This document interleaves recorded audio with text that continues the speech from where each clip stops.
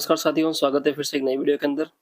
दोस्तों, आज हम पढ़ने वाले हैं रीट के अंतर्गत संस्कृत भाषा का बहुत ही महत्वपूर्ण टॉपिक, और वो है दोस्तों यत्न का टॉपिक। बड़ा ही इंपॉर्टेंट टॉपिक है और इस वीडियो को आपको लास्ट तक देखना चाहिए, क्योंकि यहाँ से जो है कई बार प्रश्न बनते हैं और अधिकतर प्रश्न बनने की यहाँ पर संभावना भी रहती है इस टॉपिक से। एक मोस्ट इंपॉर्टेंट टॉपिक होने के नाते हमें इसे विशेष तौर से देखना चाहिए, क्योंकि इस टॉपिक को जो है अधिकतर लोग छोड़ देते हैं और यहाँ से प्रश्न गलत हो जाता है। तो यहाँ से आने वाला प्रश्न गलत नहीं होना चाहिए। मात्र 10 से 15 मिनट की वीडियो होगी, इसमें आपका ये कंसेप्ट पूरा क्लियर हो जाएगा। तो इसलिए आपको ये वीडियो पूरा एंड तक देखना चाहिए। बड़ा ही इंपॉर्टेंट टॉपिक है, तो देखते हैं और शुरू करते हैं इस वीडियो को। इससे पहले हमने अभ्यंतर प्रयत्न सॉरी अब इससे पहले हमने उच्चारण स्थान और माहेश्वर सूत्र और वर्णमाला ये टॉपिक हमने देख लिए हैं। तो वो अगर आपको देखने हैं तो प्लेलिस्ट के अंदर जाकर आप वो चीजें देख सकते हैं। और बाकी जो है हम आज यत्न के बारे में देखते हैं। ठीक है, तो शुरू करते हैं आज के इस वीडियो को। दोस्तों, यत्न की बात करें तो यत्न होते क्या हैं, सबसे पहले इसको समझ लेते हैं। दोस्तों, ये यत्न होते हैं ना, इनको कहा जाता है प्रयत्न। यत्न का मतलब होता है प्रयत्न, और प्रयत्न को ही जो है संस्कृत में यत्न कहा जाता है। अब प्रयत्न होता क्या है, यानी कि किसी भी काम को करने का प्रयास करना, वो होता है प्रयत्न। ठीक है, तो वर्णों के उच्चारण में कुछ प्रयास लगता है, उसको ही जो है प्रयत्न कहा जाता है, उसको ही यत्न कहा जाता है। ठीक है, तो वो यत्न कौन कौन से हैं एक बार देख लेते हैं। देखिए, यत्न जो है वो दो प्रकार के होते हैं। कितने होते हैं? तो जो यत्न और प्रयत्न है वो दो प्रकार के होते हैं। पहला है दोस्तों आभ्यंतर प्रयत्न, और दूसरा है बाह्य प्रयत्न।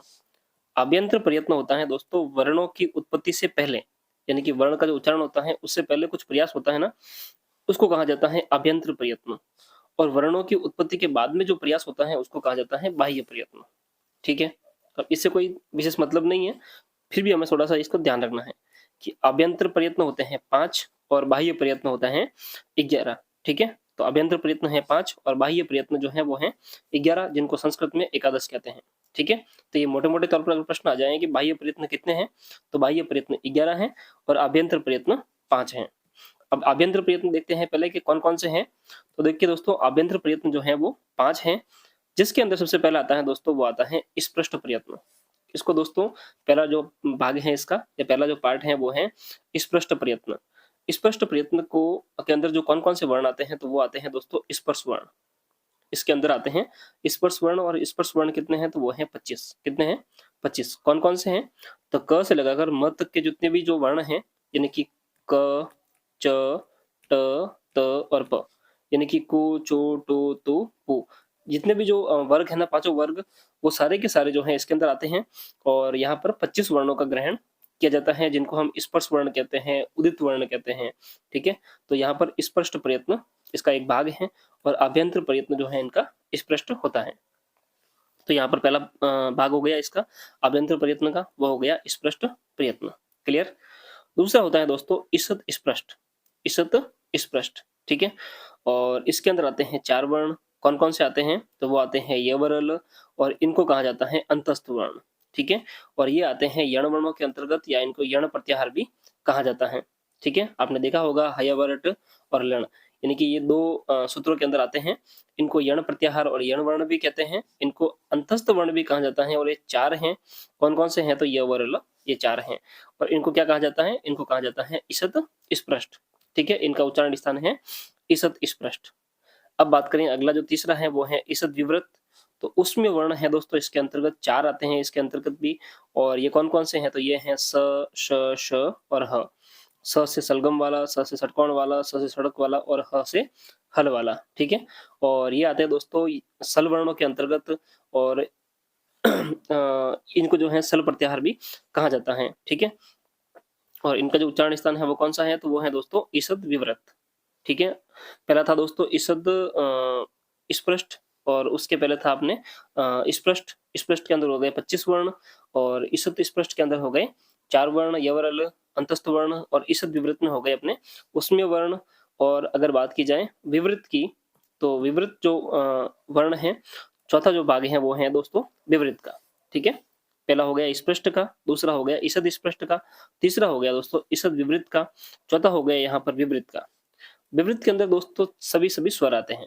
विवृत के अंदर सभी स्वर आते हैं, यानी कि जितने भी 13 स्वर हैं वो सभी के सभी विवृत के अंदर आते हैं। ठीक है, इनका उच्चारण स्थान विवृत है। इसमें आ गए अ, आ, ई, बड़ी ई, उ, बड़ा उ, री, बड़ी री, री, ए, ओ, आई और औ। ये कुल मिलाकर जो है यहाँ पर 13 वर्ण हैं और इनका जो उच्चारण स्थान माना गया है वो या यत्न माना गया है वो माना गया है विवृत। ठीक है, इनका जो अभ्यंतर यत्न माना गया है वो विवृत अभ्यंतर यत्न इनका माना गया है। आगे बात करें, पांचवा भाग जो है इसका वो है संवृत। इसमें दोस्तों केवल ह्रस्व अ का प्रयोग हुआ है, सिर्फ ह्रस्व अ का प्रयोग हुआ है, वो भी लौकिक प्रयोग की दशा में। ठीक है, यहाँ पर सिर्फ ह्रस्व अ का प्रयोग हुआ है लौकिक प्रयोग की दशा में।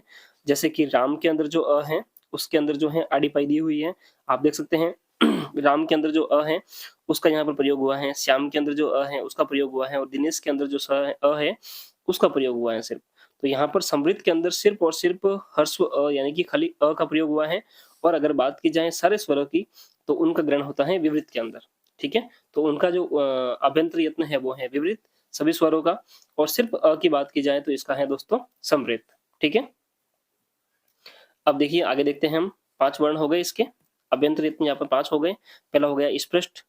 ठीक है, पहला हो गया स्पृष्ट, दूसरा हो गया ईषद स्पृष्ट, तीसरा हो गया ईषद विवृत, चौथा हो गया विवृत, पांचवा हो गया समृद्ध।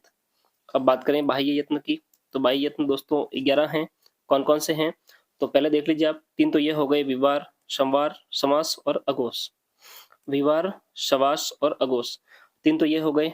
और 3 हो गए समास, संवार, नाद और घोष। ठीक है, 3 हो गए अपने विवार, श्वास और अघोष और 3 हो गए संवार, नाद और घोष।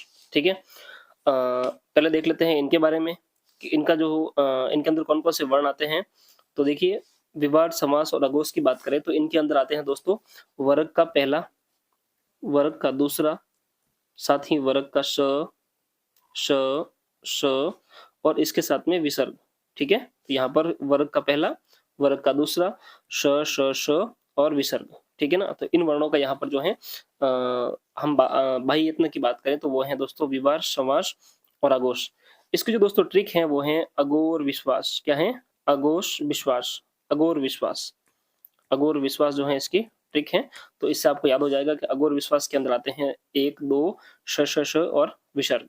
ठीक है, तो अघोष से हो गया अघोर और विवार और सवास, तो इससे हो गया आपका विश्वास। तो अघोर विश्वास की ट्रिक है, इससे आपको याद हो जाएगा। अगले जो 3 है वो है दोस्तों संवार, नाद और घोष। इसकी जो ट्रिक है वो है दोस्तों घोषणा। क्या है? घोषणा। ठीक है ना, घोषणा, इसकी ट्रिक है घोषणा।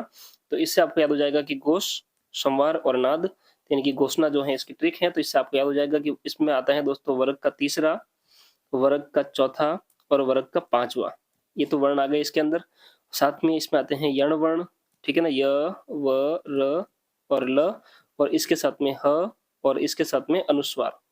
ठीक है, तो इस प्रकार से जो है इन वर्णों का यहाँ पर हम बाह्य यत्न की बात करें तो वो होते हैं इसमें संवार, नाद और घोष। ठीक है, आगे बात करें। देखिए दोस्तों, टॉपिक थोड़ा सा हार्ड हो सकता है, बाकी चीजें आपको समझनी पड़ेगी और इनको आप अच्छे से समझ लेंगे तो बिल्कुल आपके लिए ये बड़ा ही आसान हो जाएगा और यहाँ से आपका प्रश्न गलत नहीं होगा। ठीक है, इसका जो अगला जो बाह्य प्रयत्न है वो है दोस्तों अल्प प्राण। कौन सा है? अल्प प्राण। अल्प प्राण की बात करें दोस्तों यहाँ पर, तो अल्प प्राण के अंदर कौन कौन से वर्ण आते हैं? तो वर्ग का पहला, वर्ग का तीसरा और वर्ग का पांचवा। ठीक है, और इसके साथ में यर्ण वर्ण। तो वर्ग का पहला, वर्ग का तीसरा और वर्ग का पांचवा और साथ में यर्ण वर्णों का यहाँ पर बाह्य यत्न है वो है अल्प प्राण। और वर्ग का दूसरा और वर्ग का चौथा और साथ में सल वर्ण, इनका जो बाह्य प्रयत्न है वो है महाप्राण। वर्ग का पहला, तीसरा और पांचवा और यर्ण वर्ण इसका अल्प प्राण, वर्ग का दूसरा और चौथा है और साथ में अगर सल वर्ण है तो उनका महाप्राण है। ठीक है, अंतिम बात करें हम दोस्तों आगे, तो वो है दोस्तों उदात्त, अनुदात्त और स्वरित। उदात्त, अनुदात्त और स्वरित, ये सारे के सारे जो है स्वरों से संबंधित हैं। ये तीनों जो है वो स्वरों से संबंधित हैं। यहाँ पर जो है 3 स्वरों की बात की गई है। यहाँ पर 13 स्वरों की बात की गई है और 3 जो है वो स्वरों से ही संबंधित हैं। उदात्त हो गया, अनुदात्त हो गया और स्वरित हो गया। अगर दोस्तों किसी भी वर्ण के अंदर या किसी भी शब्द के अंदर हम बात करें कि यहाँ पर शब्द जो है राम लिखा हुआ है, तो इस राम में अगर किसी प्रकार की विभक्ति, किसी प्रकार का हलंत वगैरह नहीं है, सिंपल राम लिखा हुआ है, तो यहाँ पर उदात्त वर्ण होगा या उदात्त जो है इसका बाह्य प्रयत्न होगा। राम के अंदर दोस्तों अगर अंतिम जो अ है उसके अंदर या अंतिम जो स्वर है उसके अंदर आपको अगर आड़ीपाई मिले, राम के अंदर जो अ है, उसके नीचे अगर आपको आड़ीपाई मिले, तो यहाँ पर उसका बाह्य प्रयत्न होगा, वो होगा अनुदात। और राम के अगर जो राम का जो अंतिम स्वर है, उसके ऊपर जो है अगर आपको ये खड़ी पाई मिले, तो उसका जो बाह्य प्रयत्न होगा, वो होगा स्वरित। फिर से एक बार समझ लीजिए, अगर राम सिंपल लिखा हुआ है, तो होगा उदात्त। राम के अंदर अगर आड़ीपाई लगी हुई है, तो वो होगा अनुदात्त। और स्वरित के अंदर जो है अगर खड़ी पाई होगी, तो वो होगा स्वरित। तो अनुदात का जो पहचान है वो है आड़ीपाई, और स्वरित की जो पहचान है वो है खड़ी पाई। तो इस प्रकार से आपको इनका ध्यान रखना है। देखिए, अगर प्रश्न बन जाए कि राम शब्द का बाह्य प्रयत्न कौन सा है, राम शब्दे बाह्य प्रयत्न अस्ति, राम शब्द का बाह्य प्रयत्न कौन सा है, तो आपको यहाँ पर सही आंसर देना है। उदात्त होगा, अनुदात्त होगा, स्वरित होगा, या कोई नहीं होगा। तो यहाँ पर देखिए आप ध्यान से, राम शब्द के अंदर जो है यहाँ पर आड़ीपाई दी हुई है म के नीचे, तो इसका जो है या बाह्य प्रयत्न होगा, वो होगा दोस्तों अनुदात्त। ठीक है, इसका जो बाह्य प्रयत्न होगा वो होगा अनुदात्त। तो इस प्रकार से आपके सामने प्रश्न आएंगे, और ऐसे प्रश्न आपके गलत नहीं होने चाहिए। ठीक है, यहाँ पर दोस्तों अनुदात्त जो अंग है, इसकी इत संज्ञा हो जाती है आत्मनेपद के अंदर। जैसे उदाहरण के तौर पर शिंग जो धातु है, उसमें अंग की जो है इत संज्ञा हो जाती है, और पीछे बचता है सिर्फ सी धातु। ठीक है, ऐसे ही दोस्तों यहाँ पर देखिए सेव, सेव के अंदर जो वह है, उसके नीचे भी आड़ीपाई दी हुई है। याच के अंदर भी है, वच के अंदर भी है, लब के अंदर, वृत्त के अंदर, एद के अंदर। यानी कि जिस भी धातु या जिस भी शब्द के नीचे आपको ऐसी आड़ीपाई मिले, तो उसका मतलब होता है कि वो उसका जो आभ्यंतर प्रयत्न है, वो उसका जो बाह्य प्रयत्न है, वो अनुदात है। ठीक है, अब देखिए दोस्तों, वर्णमाला से संबंधित कुछ फैक्ट हैं। तो यहाँ पर दोस्तों पाणिनि शिक्षा के अनुसार वर्णमाला के अंदर 63 और 64 वर्ण यहाँ पर बताए गए हैं, जिनको त्रिषष्टि या चतुर्षष्टि कहा जाता है। ठीक है, 63 या 64 वर्ण बताए गए हैं, तो त्रिषष्टि या चतुर्षष्टि इनको कहा जाता है पाणिनि शिक्षा के अनुसार। यहाँ पर दोस्तों स्वरों की बात करें, तो स्वर जो है वो 21 और 22 हैं। ठीक है, स्वर दोस्तों यहाँ पर हर्ष, दीर्घ और प्लुत के आधार पर होते हैं। यानी कि यहाँ पर अ के भी 3 भेद हैं, ई के भी 3 भेद हैं, उ के भी 3 भेद हैं, और री के भी 3 भेद हैं। अब वो किस प्रकार से हैं, यानी कि अ का जो है यहाँ पर हर्ष होगा, अ का जो है दीर्घ रूप होगा, और अ का जो है यहाँ पर प्लुत रूप होगा। तो यहाँ पर जो है 3 प्रकार का ग्रहण किया गया है। तो यहाँ पर 3 होगा, ई का भी 3 रूप होगा, उ का भी 3 रूप होगा, और री का भी 3 रूप होगा। री का सिर्फ 1 या 2 रूप होगा, क्योंकि ली का जो है दीर्घ नहीं होता। मैंने बताया था पहले आपको कि ली का यहाँ पर दीर्घ नहीं होता है। तो ली का ली होगा और ली प्लुत होगा, यानी कि ली का ली हो जाएगा, और ली का ली प्लुत हो जाएगा। तो इस प्रकार से इसके ये रूप हो जाएंगे। और ए का जो है ह्रस्व नहीं होता, यानी कि छोटा रूप नहीं होता है, तो ह्रस्व का ए हो जाएगा, ए का दीर्घ रूप हो जाएगा, और ए जो है वो प्लुत हो जाएगा। तो यहाँ पर ए के 2 रूप, ओ के भी 2 रूप, एक ए के भी 2 रूप, और ओ के भी 2 रूप। तो यहाँ पर जो है कुल मिलाकर सीधी-सीधी बात यह है कि स्वर जो है वो 21 और 22 प्रकार के हैं, और व्यंजन जो है वो 42 प्रकार के हैं। इस प्रकार से कुल मिलाकर संस्कृत के अंदर वर्णमाला के अंदर बात करें, तो 63 और 64 वर्णों का ग्रहण किया गया है। 63 64 वर्णों की यहाँ पर बात की गई है। ठीक है दोस्तों, तो ये था अपना यत्न को लेकर यत्न वाला टॉपिक। उम्मीद करता हूँ कि आपको समझ में आ गया होगा।